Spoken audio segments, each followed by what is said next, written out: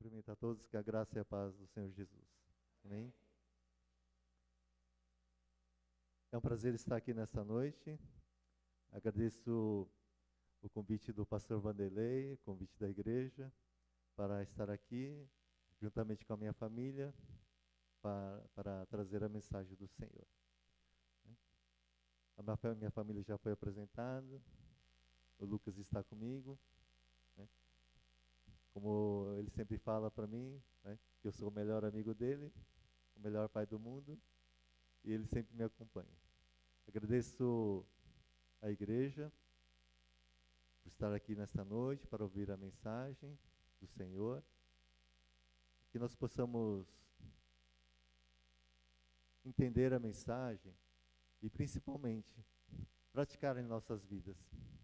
Que não basta só ouvir a mensagem, não basta só ouvir aqui, ouvir palavras bonitas, né? Palavras que motivam, que nos alegram, né? Para enfrentar as dificuldades da vida, a semana que entra, mas que essa mensagem possa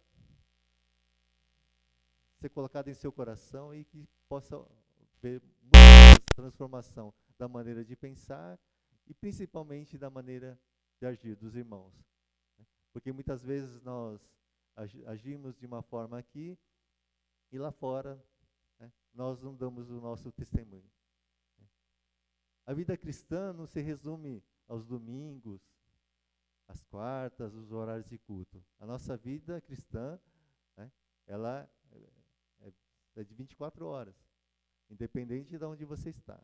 Né? Então, qualquer lugar que você estiver, você tem que dar seu testemunho, falar de Cristo, e que as pessoas vejam, quando virem você, vejam Cristo em você. Tá? E nós só podemos transmitir isso quando nós praticamos a palavra do Senhor. E quando nós temos amor em nossos corações e transmitir esse amor para as outras pessoas. Amém? Eu gostaria que os irmãos abrissem a palavra, está em João, no capítulo 20, dos versículos 24 a 31.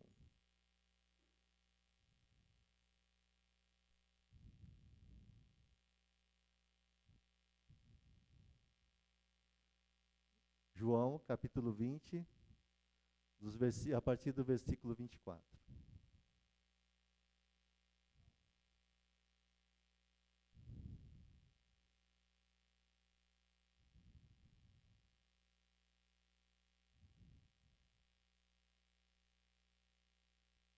Gostaria que os irmãos acompanhassem a leitura da mensagem, mas não fechassem suas Bíblias. Eu gostaria que os irmãos, no decorrer da mensagem, também acompanhassem, para entender o que Deus quer falar aos nossos corações. Vamos à leitura da palavra. Tomé, chamado Dídimo, um dos 12, não estava com os discípulos quando Jesus apareceu. Os outros discípulos lhe disseram: vimos o Senhor. Mas ele lhes disse: se eu não vir as marcas dos pregos nas suas mãos, não colocar o meu dedo onde estavam os pregos e não puser a minha mão no seu lado, não crerei. Uma semana mais tarde, os seus discípulos estavam outra vez ali e Tomé com eles. Apesar de estarem trancadas as portas, Jesus entrou, pôs-se no meio deles e disse: paz seja com vocês. E Jesus disse a Tomé: coloque o seu dedo aqui, veja as minhas mãos. Estenda a sua mão e coloque-a no meu lado. Pare de duvidar e creia. Disse-lhe Tomé: Senhor meu e Deus meu. Então Jesus lhe disse: por que me viu, você creu? Felizes os que não viram e creram. Jesus realizou na presença dos seus discípulos muitos outros sinais milagrosos, que não estão registrados nesse livro. Mas esses foram escritos para que vocês creiam que Jesus é o Cristo, o Filho de Deus, e crendo, tenham vida em seu nome. Bem? Vamos orar mais uma vez. Senhor meu Deus, foi lida a tua palavra. que o Senhor possa falar aos nossos corações, que nós possamos receber a Tua palavra, guardá-la e praticá-la em nossas vidas, Senhor. Muito obrigado por nossas vidas, que o Senhor possa tirar também todo impedimento, tudo aquilo que atrapalha, Senhor, que nós possamos prestar atenção à Tua palavra, Senhor. Assim oramos e agradecemos. Em nome de Jesus. Amém. Essa passagem é muito conhecida. Ela é tão conhecida que quando nós falamos na questão de acreditar, né, nós citamos ela. Né, e as pessoas falam assim, não seja que nem Tomé, né, que você não acredite só quando você vê. Né. Então Tomé foi marcado, mas foi marcado de forma negativa. Porque o que ficou na lembrança das pessoas, não aquelas que conhecem a Bíblia, mas no dito popular, como uma pessoa que é descrente, que só acredita nas coisas que ele vê. Voltando um pouco para o início do capítulo 20, nós vemos assim, no primeiro dia da semana, bem cedo, estava ainda escuro e Maria Madalena chegou ao sepulcro.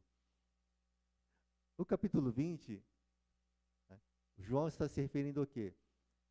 O pós-morte de Jesus, após crucificação. Depois de crucificado, o que aconteceu? Né? Jesus foi crucificado, né, numa sexta-feira à tarde. Né? O seu martírio começou lá pelo meio-dia e terminou às 3 da tarde. Né? E os judeus tinham um costume, que é o quê? No sábado, não fazer nenhuma atividade. Né? No sábado, eles não trabalhavam. Quando Jesus morreu à tarde, eles se apressaram para quê? Para sepultar Jesus. Porque isso tinha que ocorrer até às 18 horas. Porque que o dia dos judeus começa às 18 horas e termina às 18 horas do dia seguinte. Então, Jesus morreu na sexta. No sábado, eles não poderiam enterrar. Então, eles tinham que enterrar até às 18 horas. Por isso, eles correram. A palavra de Deus diz que ele foi sepultado próximo num túmulo, né, que ninguém tinha usado ainda. Mas foi bem próximo do local que ele foi sepultado. Quando nós vemos Maria Madalena chegando, isso ocorreu quando? Na manhã de domingo. Jesus foi sepultado, morto na sexta, foi sepultado, né, ficou sábado o dia todo, e domingo de manhã, a Maria Madalena foi visitar o túmulo de Jesus. Quando ela chegando, João nos reporta que ela ficou espantada, porque o túmulo, a pedra que estava tampando o túmulo, estava deslocada, tinham tirado do lugar. Estava aberta. Aqui não diz que Maria Madalena entrou, mas creio que ela entrou, porque senão ela não iria verificar que Jesus não estava lá. João não relata isso, mas creio que ela entrou. E ela observou o quê? Que o túmulo estava vazio. Observando isso, ela saiu correndo e foi procurar os discípulos. Ele encontrou Pedro e o outro discípulo. Nós sabemos que esse outro discípulo é o próprio João, mas não está mencionado aqui. Então, João, além de escrever o Evangelho, ele foi testemunha ocular do fato. Então, a palavra diz assim que eles ouvindo isso, eles foram correndo, né, para o sepulcro. Né. Só que João era mais jovem que Pedro. Ele chegou na frente, só que João não entrou no túmulo.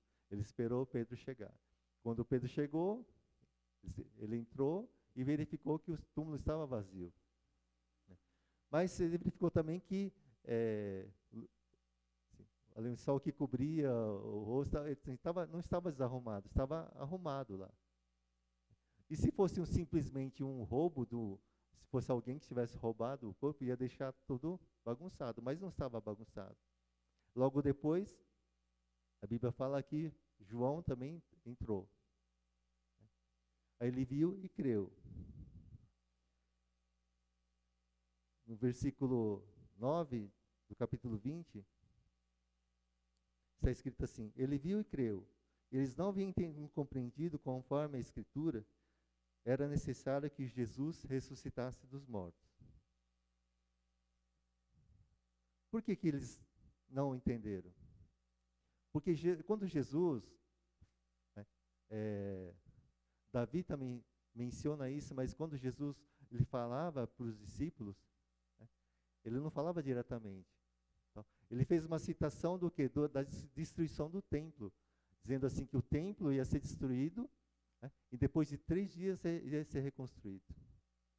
Aí os judeus não acreditaram, falaram assim: mas esse templo demorou tantos anos para ser construído, e ele vai ser destruído e vai ser reerguido em 3 dias. Mas ele não estava falando do templo em si, ele estava falando dele, que ele iria morrer e iria ressuscitar em 3 dias. Os discípulos não entenderam isso no momento.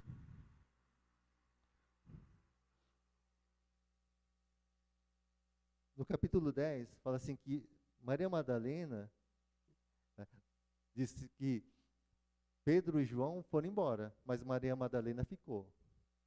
Quando ela ficou à porta do sepulcro, ela viu o quê? 2 anjos. Né? Estavam lá dentro, estavam vestidos de branco. Né? Ela levou um susto. E depois, ela viu mais uma pessoa. E não reconheceu, não viu que era Jesus, até o momento que ele fala assim: Maria.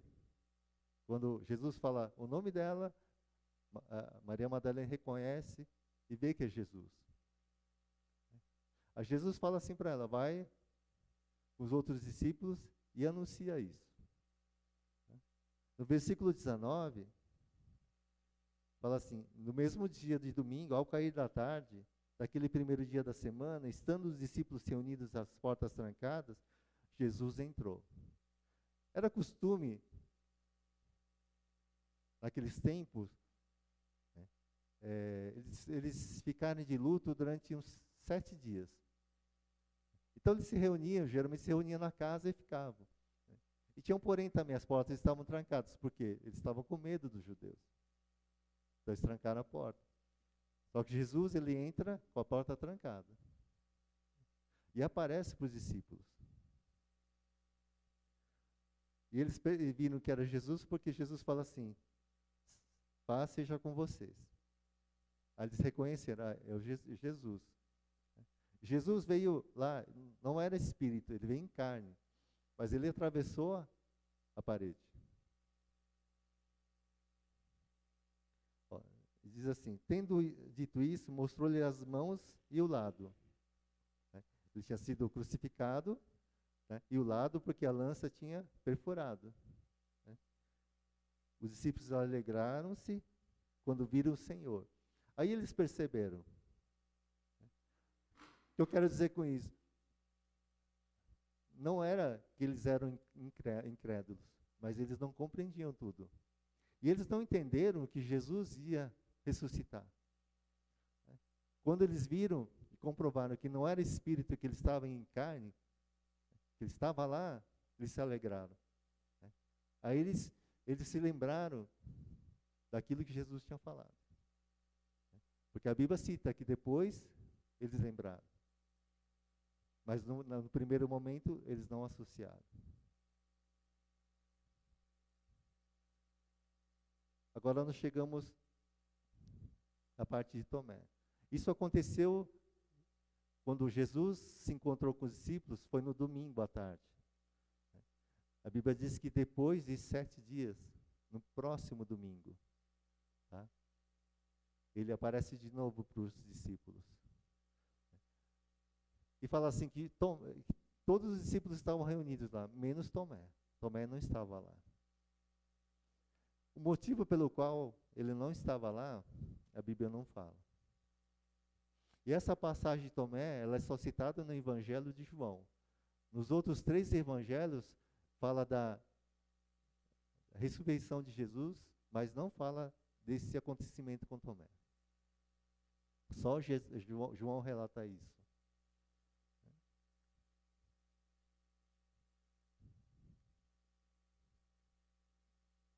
como eu falei, o motivo de Tomé não estar lá, né, eu não sei.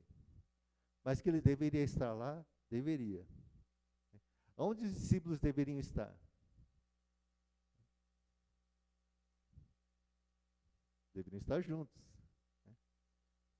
Aqui, Parque Flamengo, onde os irmãos devem estar no domingo à noite? Deveriam estar aqui. E muitas vezes não estão. Não sei qual o motivo. Mas muitos não estão.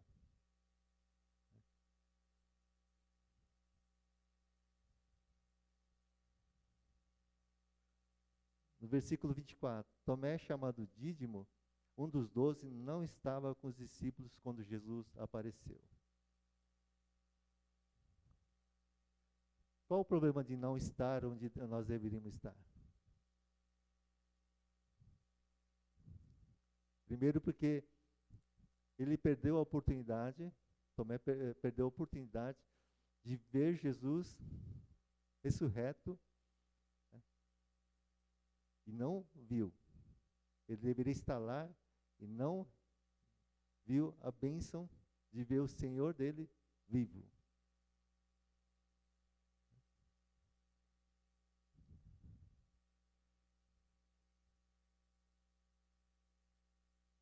Como eu falei para os irmãos, isso é bom? Não é bom. O lugar dos irmãos é junto com os outros irmãos. Nós, né, declaramos, fazemos parte do corpo de Cristo. Cada um de nós é parte do corpo de Cristo. Cabeça é Jesus e nós somos os membros. Os membros, quando estão separados, né, normalmente só dá problema. Os irmãos têm que o quê? Ficar juntos. Por quê? Porque uma das coisas era ouvir a mensagem de Deus. E nossa fé só é aumentada quando nós ouvimos a mensagem de Deus. Quando nós lemos a palavra e quando nós ouvimos a mensagem.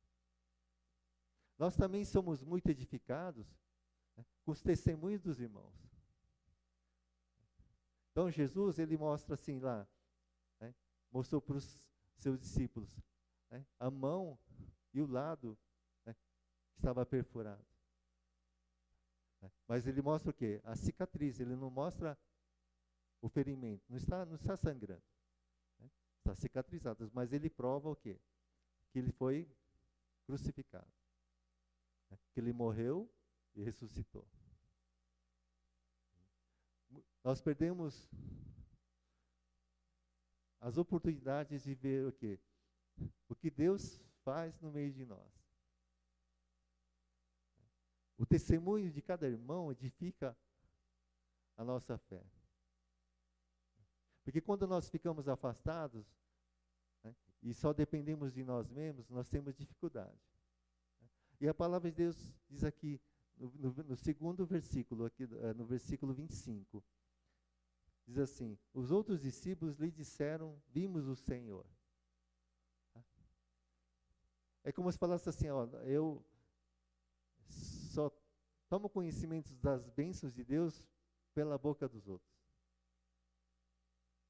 As outras pessoas falam assim, eu fui abençoado. As outras pessoas falam, Deus me curou, Deus restabeleceu a saúde, a paz na família. E a pessoa não está aqui para ouvir. A pessoa não está aqui para presenciar. Mas depois de algum tempo, ele encontra algum irmão e fala assim, olha, foi uma bênção. Você perdeu, você devia ter visto o que Deus fez. Então vive o quê? De ouvir falar da bênção dos outros. Mas aqui foi bom também, porque aqui diz que Tomé, ele ouviu os irmãos. E é importante ouvir os irmãos também. Quando o irmão fala de uma bênção, é importante ouvir. Só que o grande problema aqui é que ele ouviu, mas ele duvidou também. Porque ele pensou assim, Eu não duvido que os irmãos tenham visto Jesus. Mas será que não era o Espírito? Vocês viram alguma força, alguma coisa? Mas era Jesus mesmo em carne? Não estou duvidando que os irmãos viram. Mas será que era dessa forma que você viu mesmo? Eu só acredito vendo. Eu tenho que tocar também, eu tenho que olhar. Porque se eu olhar, eu acredito. Muitas vezes, quando nós vivemos só dos milagres e bênçãos na vida dos outros, você fala assim, a pessoa fala, mas você fala assim, mas será que foi exatamente dessa forma que aconteceu? Será que você não está exagerando, não? Quando nós não participamos, nós ficamos o quê? Pensando, nós cremos e não cremos. Sempre vai parar aquela dor, mas será mesmo? Será que o irmão não está exagerando um pouco? Sempre vai ficar uma dúvida. Esse é o grande problema quando você não está junto e você não vê.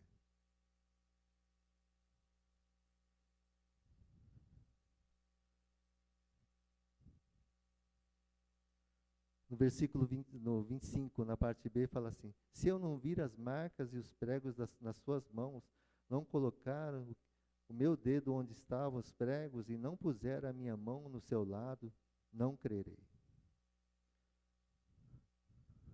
Tomé estava certo num ponto. Não é que nós devemos duvidar daquilo que você ouve, né, daquilo que é falado no púlpito, mas é bom examinar. Porque quando alguém sobe aqui e fala alguma coisa, né, você tem que comprovar e ver se aquilo é bíblico. Se está na mensagem. Tomé estava certo. Nós devemos o quê? Crer, mas nós devemos também ver provas se aquilo realmente é verdade. A Bíblia está à disposição dos irmãos. Todos nós temos acesso. Quando alguém traz uma mensagem, você tem a obrigação de consultar a Bíblia e ver realmente o que ele está falando é o que a palavra de Deus diz? Será que ele não está deturpando a palavra? Será que aquilo que o irmão está falando lá em cima é a verdade absoluta? Ou tem partes verdadeiras e algumas coisas que são fábulas? Ou os irmãos acreditam em tudo que ouve, sem comprovar nada? Hoje nós temos acesso a muitas informações. Devido à mídia, nós podemos sair daqui e acessar a internet pelo celular, pelo tablet, né, vários meios de comunicação. E lá nós podemos ver muitas coisas e ouvir muitas coisas que falam sobre Jesus, que falam da palavra. Mas será que tudo que é falado lá é verdadeiro? Você acredita em tudo que se fala lá?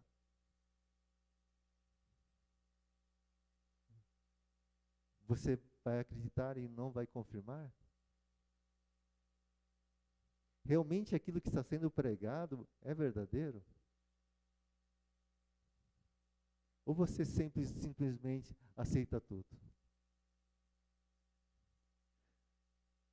Você é aquela pessoa que vai atrás de qualquer vento de doutrina. Tudo que é falado, você vai lá e faz. A Bíblia diz que só os bebês, os novos, que tomam leite espiritual. Mas os adultos precisam receber o alimento sólido, o alimento verdadeiro. Quando nós somos bebês, nós recebemos e tomamos aquilo que é dado para nós. Mas depois que você cresce, você tem que filtrar os alimentos que você vai comer. Será que você está fazendo isso no seu dia a dia? Ou você crer que só porque é de um canal gospel, é porque a pessoa se diz homem de Deus, pastor, e você acredita em tudo. Nesse ponto, você deveria ser como Tomé. Você deveria, não digo duvidar, mas eu quero comprovar.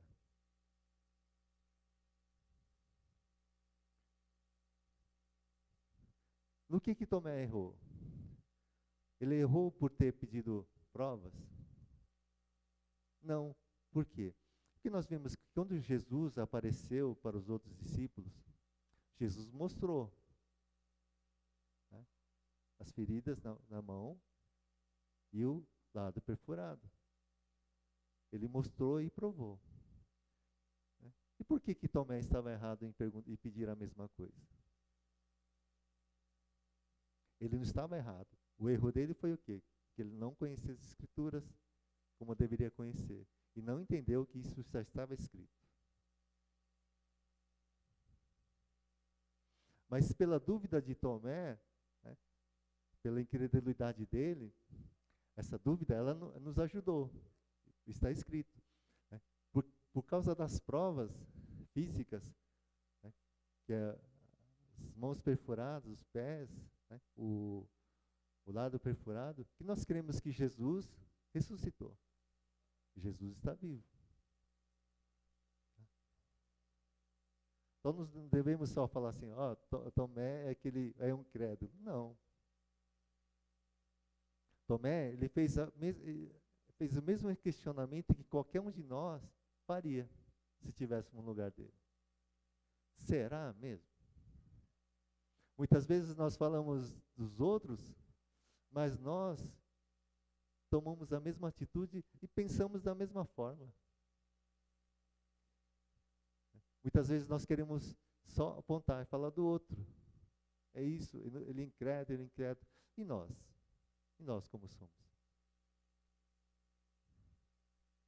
Nós também não somos um pouco incrédulos?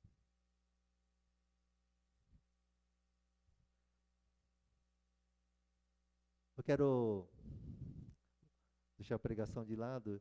E quando eu estava conversando com o pastor Vanderlei, ele falou assim, pastor, eu gostaria que o senhor desse um pouco do seu testemunho. Quando ele estava na Vila Nova Manchester, eu levei a mensagem no dia do pastor e falei um pouco da minha história, do meu testemunho cristão. Aí ele falou assim, traz para os irmãos também. Por quê? Ver um oriental, eu sou de origem japonesa, minha família, minha mãe é japonesa, eu nasci aqui. Vocês veem muito oriental na igreja?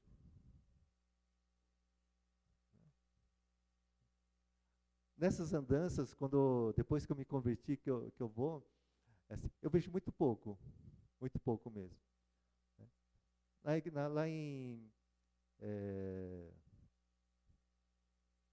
na igreja que eu estou, em Vila Salete, acho que tem três famílias. Na anterior, só tinha a nossa. Na igreja que me converti, tinha mais uma família. Mas é sempre assim. Ou estou aqui, só minha família é oriental, os outros não são. Mas essa é a rotina. Todo lugar que eu vou é assim. Então, oriental convertido é muito difícil. Aqui, né, na Coreia, tem as maiores igrejas, está cheio de cristãos. No Japão tem poucos, China quase nada também. Mas na Ásia em geral, né, tem muito poucos cristãos. Falando em incredulidade, eu era uma pessoa incrédula. Quem converteu na minha família primeiro foi meu irmão. Né? A coisa que vinha à minha mente é falar assim, ele virou fanático. Eu tinha... quando ele falava que ia na igreja, antes de se reunia, eu ficava com raiva. Eu olhava para minha cunhada, que foi, e falava assim, assim, essa moça fez o meu irmão virar fanático. A família dele achava que, da minha família, eu seria o último a converter. Eu era incrédulo e cético. Era muito religioso. Acreditava em algumas coisas. Imagem, algumas coisas. Mas, ao mesmo tempo, incrédulo. E cético. Eu era que nem Tomé, só acredito vendo. E dizia sempre assim, eu só me arrependo das coisas que eu não faço, mas das coisas que eu faço, eu não me arrependo. Minha área de formação era de saúde, né? Gostava também de exatas, então sempre foi ciência, sempre naquela questão, me prova. Tá? As outras coisas, assim, eu acredito, mas não acredito, né? A gente sempre assim, acredita no sobrenatural e não acredita. Dessa forma. Isso foi o meu caminhar. Até que em 2006, eu passando por dificuldades financeiras, porque eu tinha uma empresa, aí eu resolvi, me convidaram para ir na igreja católica, mas me convidaram para ir numa igreja evangélica, eu acabei indo. Em 2016, eu entrei e nunca mais saí. Deus muda as coisas, muda a nossa maneira de pensar, de agir. Eu que era totalmente incrédulo, né, hoje virei pastor. Não pelo meu merecimento, né, mas pela misericórdia do Senhor. Como eu estava falando para o meu, nós não merecemos nada. Porque nós, no coração, nós não somos bons, nós somos maus. Quando nós fazemos as coisas, nós fazemos, na maioria das vezes, por interesse. Interesse de receber alguma coisa, né? Se não for questão material, mas pelo menos eu receber a glória. Né? Porque eu quero fazer as coisas e receber obrigado, né? Quero fazer as coisas e receber alguma recompensa. Mas sempre nós fazemos, né, de uma forma que nós queremos alguma coisa em troca. Né? Nosso coração, ele não é bom. Mas a Bíblia diz que quem é o bom? Quem é bom? Só tem um que é bom, é Deus. E nós, qualquer coisa que nós fazemos, mesmo fazendo coisas boas, né, mesmo assim nós não somos bons. Nós podemos tomar algumas atitudes boas, mas mesmo assim nosso coração não é bom. Sempre há algum interesse. Nem que seja a mínima coisa. Nós temos dificuldade de falar assim, ó, nós fazemos que nós queremos galardão no céu. Né? A maioria das vezes nós queremos o galardão aqui mesmo. Né? Por quê? Essa é a nossa natureza. E Deus entende isso. Né? Mas isso eu não estou dizendo para você não fazer coisas boas. Mas mesmo assim, mesmo que o interesse é melhor fazer coisas boas. O ideal é fazer sem interesse nenhum. Aí depois, com o passar do tempo, aí as coisas que eu gostava eu deixei de lado. Nunca escutei música cristã quando não era convertido. A Bíblia não li quase nada, não sabia de nada. Né? Mas Deus mudou todas as coisas. Hoje eu escuto muito pouco música que não é cristã, mas o que eu gosto mesmo é música cristã.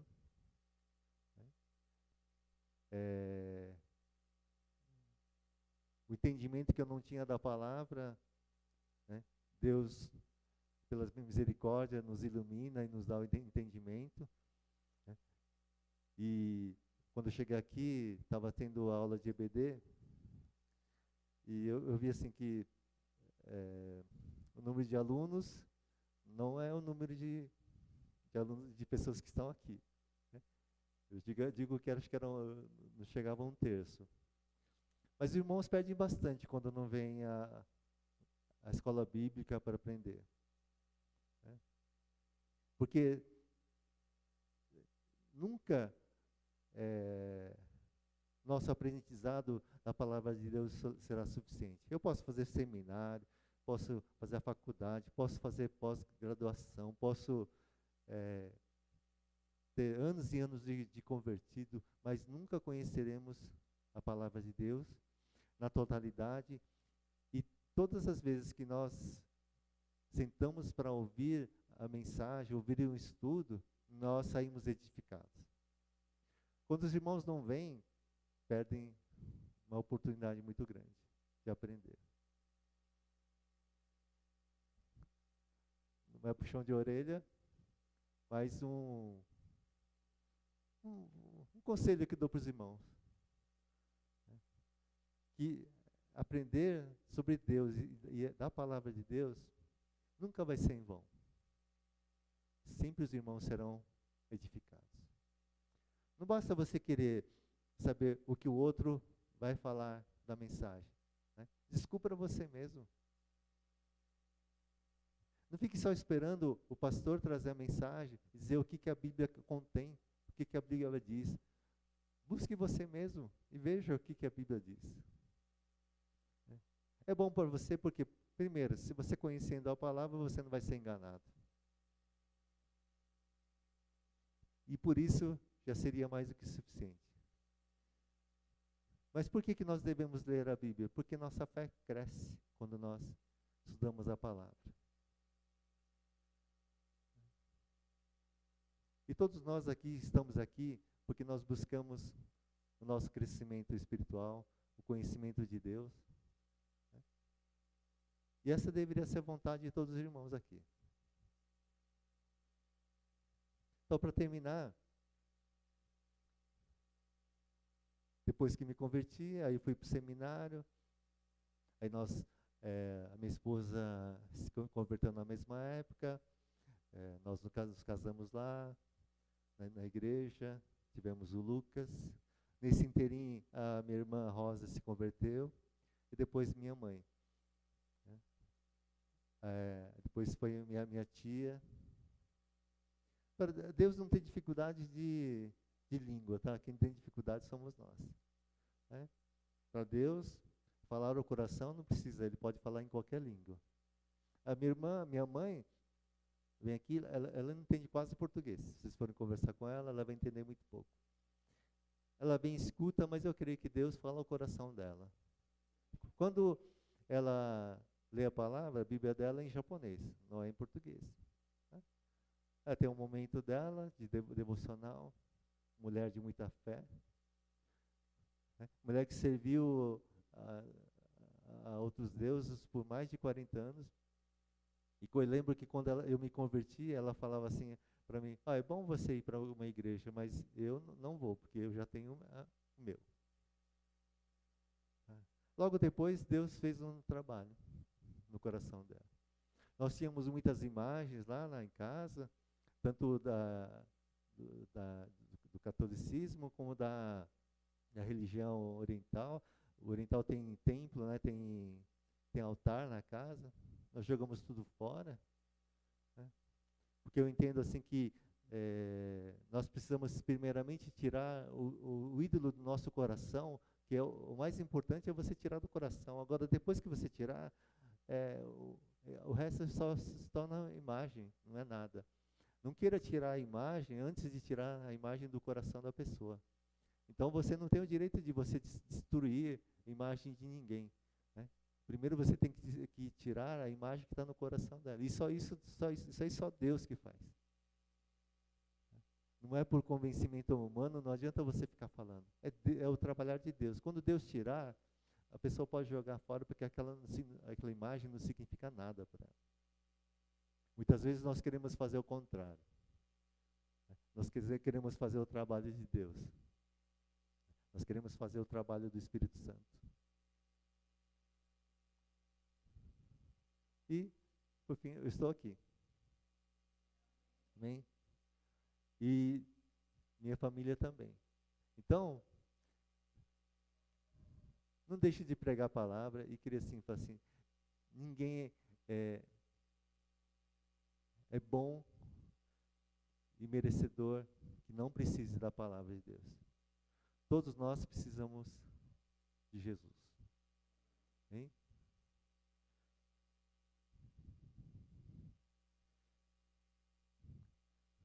No versículo 26. Uma semana mais tarde, os seus discípulos estavam outra vez ali e Tomé com eles.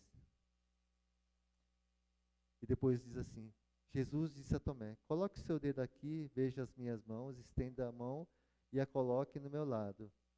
Pare de duvidar e creia. Jesus não foi lá para dar uma bronca em Tomé. Jesus não chegou lá sempre e falou assim: você é um incrédulo que não acredita. Jesus não falou isso aí. Tá? Jesus, quando ele vem o quê? Para tratar das nossas dificuldades. E a dificuldade de Tomé era essa incredulidade. Ele tinha que ver. E Jesus fala assim: pare de duvidar e creia.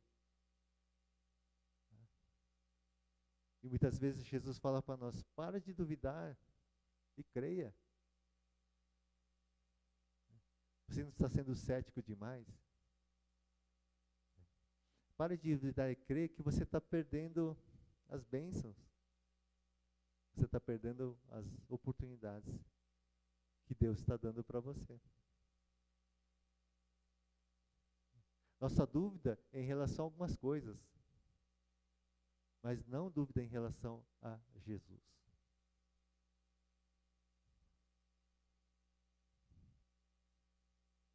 Versículo 28 diz assim: disse-lhe Tomé: Senhor meu e Deus meu. Eu não falei o tema da mensagem, mas o tema da mensagem é esse: Jesus, Senhor meu e Deus meu. E não Jesus, Senhor e Deus. Porque Jesus é Senhor e Deus, mas talvez não seja o meu. Talvez eu acredite que Jesus é Deus, mas não meu Deus. Talvez eu acredite que Jesus é Senhor, mas não meu. Quando você declarar, você tem que declarar assim, que nem Tomé. Quando ele viu que Jesus tinha ressuscitado, e esse foi o maior milagre que Jesus fez, a ressurreição, Jesus está vivo. Né? E a importância disso para o cristão. Então, quando você declarar, você tem que dizer: Jesus, Senhor meu, Deus meu. O Senhor é meu Senhor. Jesus é meu Senhor, Jesus é meu Deus. E se você não crê na ressurreição, o apóstolo Paulo fala em Coríntios, fala assim: se você não crê que Jesus ressuscitou, sua fé é vã. Porque se você não crê que Jesus ressuscitou, você está crendo numa pessoa que está morta. Mas nós cremos no Deus vivo.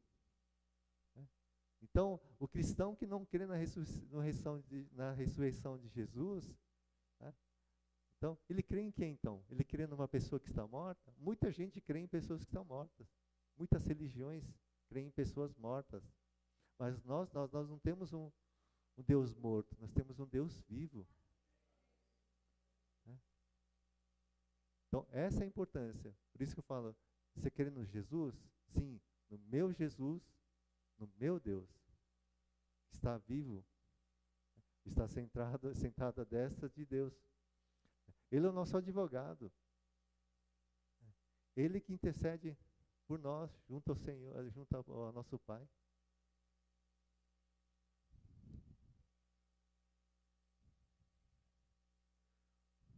Versículo 29. Jesus lhe disse: porque você me viu, creu. Felizes os que não viram e creram. Mais felizes são aqueles que creem, né, e não viram. Somos nós. Nós não vimos, mas nós cremos. A fé é certeza das coisas que se esperam e convicção dos fatos que não se veem. E a Bíblia diz que sem fé é impossível agradar a Deus. Então, nós temos fé. E fé em quem? Em quem? Fé no nosso Senhor, no meu Deus, no meu Senhor. É nele que eu tenho fé. Eu não tenho fé nos milagres. Eu não tenho fé nas coisas que Jesus pode fazer para mim. Jesus pode me dar as coisas, pode me dar os bens, pode me curar. Sim, Ele pode tudo, porque Ele é Deus. Nós cremos no Deus do impossível, que pode fazer todas as coisas, mas que talvez não faça aquilo que você está esperando.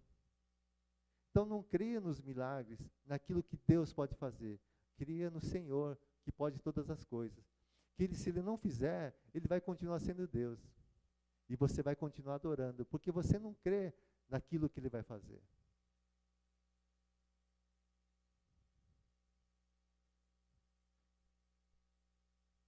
No versículo 30, diz assim: Jesus realizou na presença dos seus discípulos muitos outros milagres, sinais milagrosos.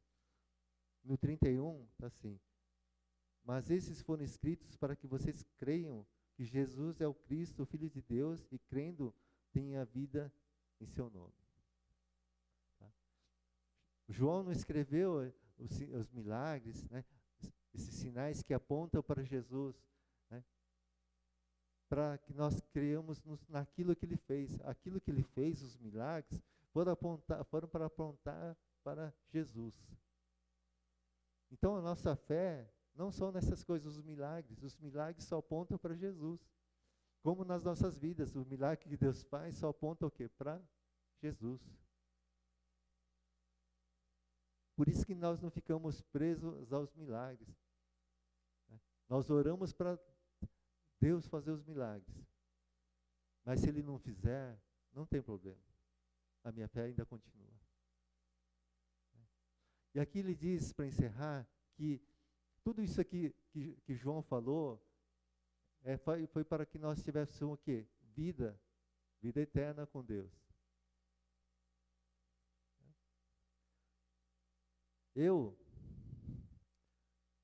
creio no inferno. Creio no inferno como um lugar. E o céu também.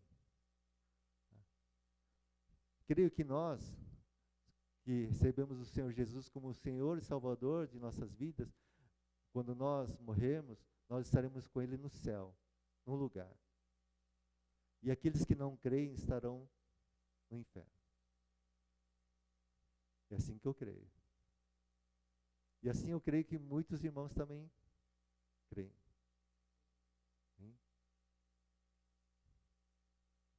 Então, quando nós entendemos a palavra de Deus, nós queremos, qual o maior bem que Deus fez para mim e fez para minha família? Né? Não foram os milagres que Ele fez no decorrer da minha caminhada, não foram os livramentos. Tá?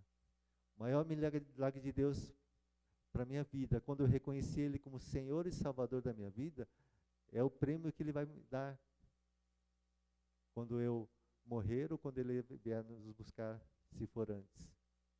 A vida eterna com Ele. Esse é o maior prêmio. E para aqueles que ainda não aceitaram o Senhor Jesus como Senhor, como seu Deus, né, como seu Senhor e seu Deus, não perca a oportunidade. Não espere para amanhã aquilo que você pode fazer hoje. Que talvez amanhã você não tenha mais tempo. Nós nunca saberemos o que vai acontecer daqui a um minuto, quando nós sairmos da porta. Só Deus sabe. Que nós não deixemos passar as oportunidades que Deus dá a cada um de nós. Amém? Vamos orar mais uma vez. Gostaria que os irmãos baixassem a fronte e meditassem um pouco nessa palavra. Que você possa depositar toda a sua confiança no seu Deus e no seu Senhor, que é o nosso Deus e nosso Senhor. Vou chamar a equipe de louvor para darmos encerramento.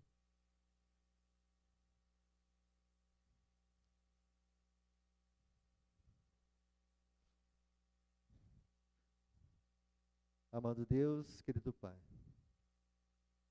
foi lido a tua mensagem, pregado a tua palavra. Nós queremos agradecer por esse momento. Obrigado, Pai, por estarmos aqui nesta noite. Que nós possamos, Senhor, receber a tua palavra em nossos corações, que ela possa dar vida para nós, que ela possa mudar, Senhor, a nossa maneira de agir e de pensar. Que nós paremos de olhar para os seus milagres, para aquilo que o Senhor faz em nossas vidas, para olharmos para Ti, Senhor, que é o autor e consumador da nossa fé.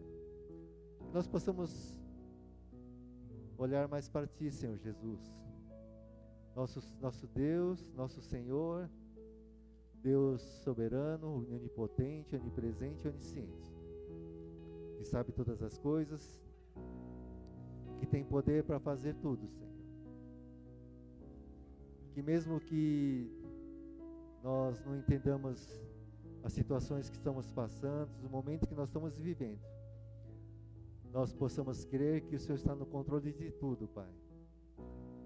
Nós possamos entender, Senhor, que tudo aquilo que acontece conosco é para o nosso bem e que o Senhor tem um propósito em nossas vidas. Que nós possamos reconhecer que só o Senhor é soberano, só o Senhor sabe todas as coisas. Que nós possamos submeter as nossas vidas debaixo do seu senhorio, Pai. Muito obrigado por esta igreja, muito obrigado pelo pastor Vanderlei, obrigado pelos irmãos que estão aqui.